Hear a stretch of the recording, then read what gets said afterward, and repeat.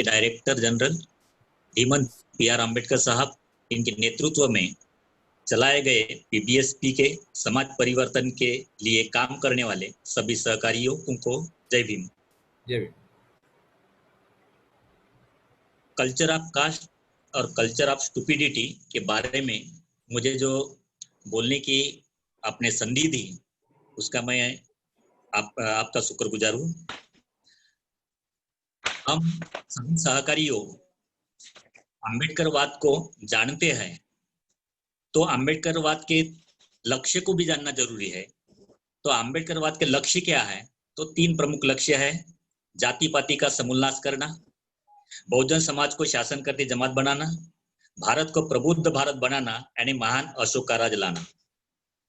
तो ये 3 लक्ष्य हमारे सामने है। तो इसमें से पहला लक्ष्य है कि जाति पाति का समूलनाश करना। तो पहला लक्ष्य जाति पाति का समूलनाश करना, ये लक्ष्य को हासिल करने के लिए पीबीएसपी के माध्यम से हमें कल्चर ऑफ कास्ट को समझना होगा, जानना होगा। तो व्हाट इज कास्ट? जात क्या है? आवाज आ रही है सर? आ रही है सर, आ रही है। तो जात क्या है? तो इसमें 2 वाद है। एक अम्बेडकरवाद, जाति को समझने के लिए, और दूसरा है मनुवाद। तो हम अम्बेडकरवाद की क्या सोच है जाति के बारे में?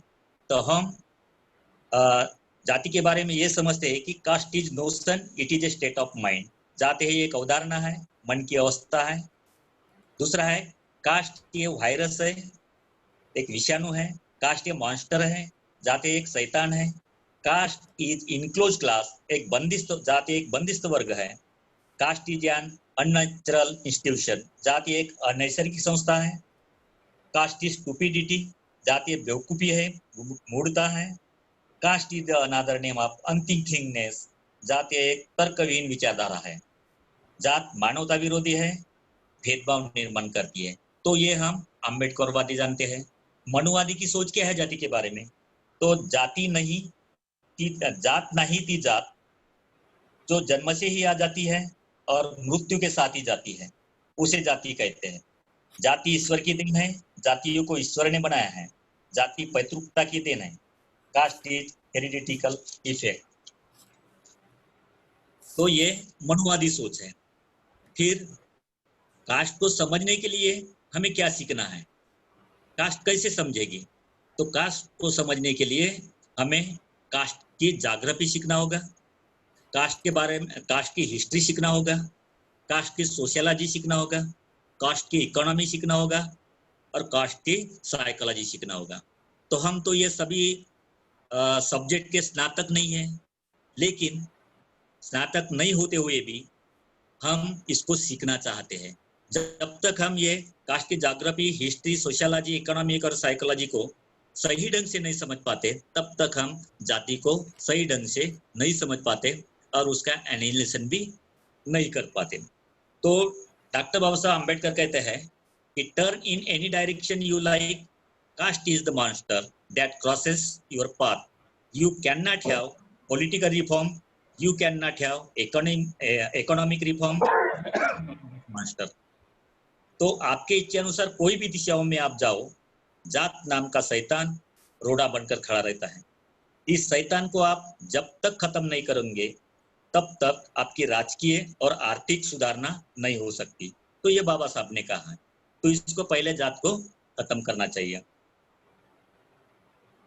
जाति पद्धति केवल श्रम विभाजन नहीं, तो श्रमिकों का भी विभाजन है। श्रमिक वर्ग की श्रेणी अनुसार वर्गीकरण किया जाता है। इतर कोई भी देश में श्रमिकों का विभाजन श्रमिकों के श्रेणीकरण से नहीं हुआ है। कोई भी देश में जाओ, इनका विभाजन, श्रमिकों का विभाजन श्रेणीकरण से नहीं होता है, लेकिन भारत में इनका विभाजन श्रेणीकरण से होता है श्रमिकों का। तो यह श्रमिकों का विभाजन नैसर्गिक नहीं है। जाति पद्धति अनुसार कार्यों की विभागनी पहले से तय की गई है। वंश परंपरागत सूत्रों के लिए ब्राह्मण, क्षत्रिय, वैश्य इनकी सेवा करना, यही उनका धर्म है। अगर अच्छे ढंग से सेवा नहीं की तो पुनर्जन्म में आप नरक में जाओगे, और अच्छी सेवा की तो अगले जन्म में ब्राह्मण बनने का मौका मिलेगा।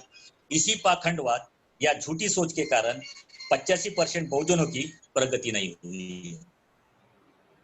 जातिनुसार परंपरागत व्यवसाय करना चाहिए, यह धारणा बहुत घृणास्पद है। जैसे कि कुणबी ने खेती करना, चमार ने चमड़े का काम करना, धोबी ने कपड़े धोना, लोहार ने लोहे का काम करना। इसमें व्यक्तिगत भावना, व्यक्तिगत इच्छा का कोई स्थान नहीं है। व्यक्ति की इच्छा विरोधी काम हो तो ना वो काम अच्छा बनेगा, ना व्यक्ति के कौशल्य का विकास होगा। इससे बेकारी बढ़ जाएगी। जात यही बेकारी का कारण है, ये बाबा साहब कहते हैं। कैसी बेकारी बढ़ जाएगी कि जात जात हर एक जात में उसका काम उसको सौंपा है, तो वो काम उसकी इच्छा अनुसार नहीं हुआ तो दूसरा काम नहीं कर सकता, उसको जबरन वो काम करना पड़ता। तो वो अगर काम उसने नहीं किया तो बेकार हो जाएगा, इससे बेकारी बढ़ेगी। तो यही जात यही बेकारी का कारण बन जाएगा। भारत में हिंदू ने कुछ व्यवसाय को नीच माना गया, जैसे कि मैला ढोना, मरे हुए जानवरों का चमड़ा निकालना। ऐसे काम करने की इच्छा नहीं होते हुए भी वे काम करना पड़ता है। ऐसी स्थिति में आदमी की मानसिक स्थिति खराब होती जाती है और उसकी कार्यक्षमता भी दिखाई नहीं देती। इससे आदमी अपना विकास और प्रगति नहीं कर पाता। 5000 साल पूर्व आर्य खैबर खिंडी में से भारत में आए। यहाँ के असंगठित अनारी के ऊपर साम दाम दंड भेद नीति उसका वापर करके अपना राज्य प्रस्थापित किए। धीरे धीरे उनके पास के शस्त्र छीन लिए गए, उनको निशस्त्र बना दिया ताकि वो उनसे दोबारा लड़ ना सके। फिर द्रविड़, मोगल, शक आए। इनका एक दूसरे से सतत संपर्क और परस्पर संबंध के कारण एक सामाजिक संस्कृति का विकास हुआ और उनकी भिन्न संस्कृति का नाश हुआ और एक जिनसी समाज बन गया। जात एक जिनसी समाज का विभाजन है। सजातीय विवाह यह जाति व्यवस्था का मूल कारण है।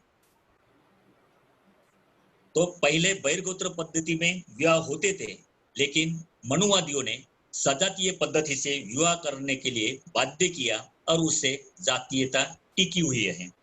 जाति व्यवस्था मजबूत करने के लिए या बरकरार रहने के लिए उन्होंने कुछ प्रथाएं चालू की, जैसे कि सती प्रथा, विधवा महिलाओं की शादी नहीं करना, विधुर, ब्रह्मचर्य, अल्पवयीन लड़की की शादी करना, सजातीय विवाह करना। ये ऐसे रूढ़ियां समाज में ऐसी रूढ़ियां उसको लादी गई और इससे कास्ट और मजबूत हो गई। तो caste is an enclose class, caste is an another name of unthinkingness और इनसाइड द बॉक्स थिंकिंग। जाति एक बंद चाकुरी वर्ग है। जाति का दूसरा नाम है सोच विचार न करने वाला क्लास।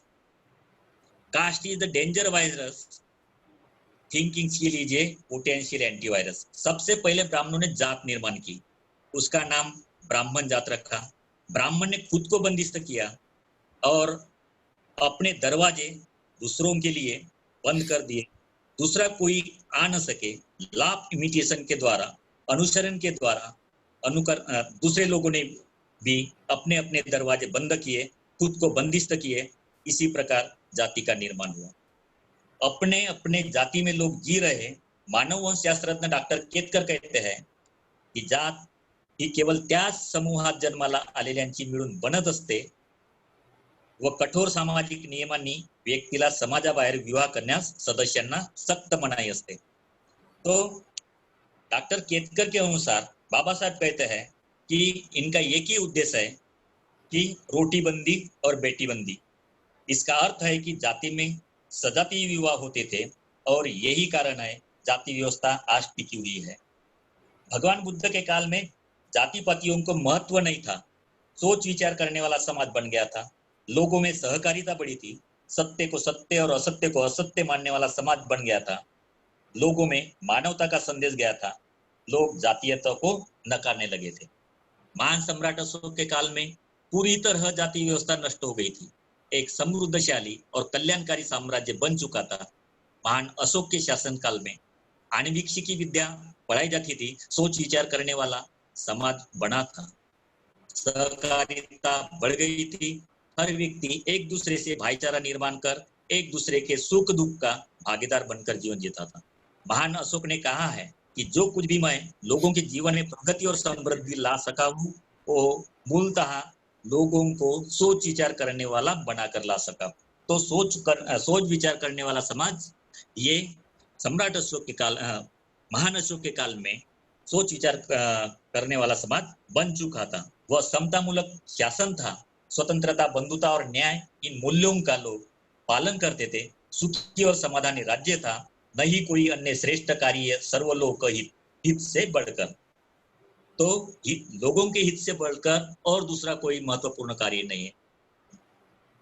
जब महान अशोक का देहांत हुआ और मौर्य वंशज बृहदत्त का राज्य आया और उनका सेनापति पुष्यमित्र शुंग ने कपट नीति से उनका खून किया और साम्राज्य की चाबी अपने हाथ में ली, तब बहुत भयानक स्थिति निर्माण हुई। बौद्ध भिक्षुओं की हत्या कर दी थी, भोजनों का अधिकार छीन लिया गया, शिक्षा, सत्ता और संपत्ति का अधिकार छीन लिया गया, उनको बेसहारा बना दिया और उनके ऊपर जाति प्रथा थोप दी।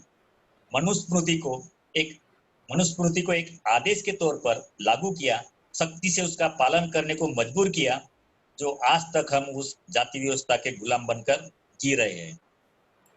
अनेक संत महापुरुषों ने अपने अपने काल में जाति प्रथा नष्ट करने का प्रयास किया, कुछ सीमा तक के कामयाब भी रहे, लेकिन जो जाति लाभार्थी मनुवादी है वो कास्ट को नष्ट नहीं करना चाहती है। तो हम एक दूसरा क्वेश्चन पूछेंगे कि who has created the caste. तो हम उसको बोलेंगे जात किसने निर्माण की। तो पहला उत्तर है उसका ब्राह्मण ने कास्ट का निर्माण किया।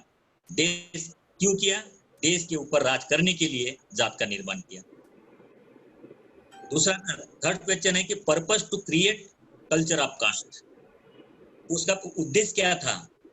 तो ब्राह्मण, क्षत्रिय और वैश्य को फायदा पहुंचाने के लिए कास्ट का निर्माण किया गया। एक बार कास्ट का निर्माण किया तो धीरे धीरे वो चलती ही रहती है। अपर का तीसरा उद्देश्य था अपर कास्ट का वर्चस्व रहने के लिए कास्ट का निर्माण किया। चौथा उद्देश्य था शूद्र अतिशूद्र के ऊपर अन्याय करने के लिए कास्ट का निर्माण किया। चौथा क्वेश्चन हम करते हैं कि who can destroy an elite caste. Caste का निर्मूलन कौन कर सकता है?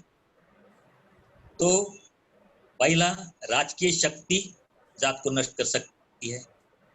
अभी तो ब्राह्मण के हाथ में राजकीय शक्ति है और वो तो नष्ट नहीं कर सकती। ब्राह्मण व्यवस्था के शिकार हुई स्वतंत्र संगठन दल जाति को नष्ट कर सकता है। समाज परिवर्तन आंदोलन के बुद्धिमानी सहकारी संगठन कास्ट को नष्ट कर सकती है। लेकिन और दूसरा, प्रामाणिक स्वतंत्र निस्वार्थी लीडरशिप जाति को नष्ट कर सकती है। तो ये सब चीजें हम पीबीएसपी के माध्यम से अगर कदम उठाए तो पीबीएसपी के सदस्य भी जाति निर्मूलन का एक घटक बन सकते हैं। How the caste can be annihilated. तो हम बाबा साहब ने बताया था एजुकेट, एजिटेट, ऑर्गेनाइज, ये तीन मूल्यों का हम अगर विचार करें, इनका सोच विचार करें, तो हम ये तीन मूल्यों को लागू करके हम कास्ट को डीकास्ट बना सकते हैं या नष्ट भी कर सकते हैं। तो एजुकेट का अर्थ क्या है कि सोचना सीखो, सोचना सिखाओ और सोच विचार करने वाला समाज बनाओ। एजिटेट का अर्थ क्या है कि संभावना सीखो, संभावना सिखाओ और संभावना खोजने वाला समाज बनाओ। ऑर्गेनाइज का मीनिंग क्या है कि सृजनता सीखो, सृजनता सिखाओ और सृजनता निर्माण करने वाला समाज बनाओ। तो इससे कास्ट पूरी तरह से नष्ट नहीं हो सकती, लेकिन कास्ट को अगर अच्छी ढंग से हैंडल किए तो कास्ट डीकास्ट बन सकती है। जैसा कि माननीय कांशीराम साहब ने अपने शासनकाल में एक सभी जातियों को इकट्ठा करके एक बहुजन समाज बनाया। तो कोई भी बहुजन समाज बनाने के बाद साउंड की प्रॉब्लम। ठीक है सर। तो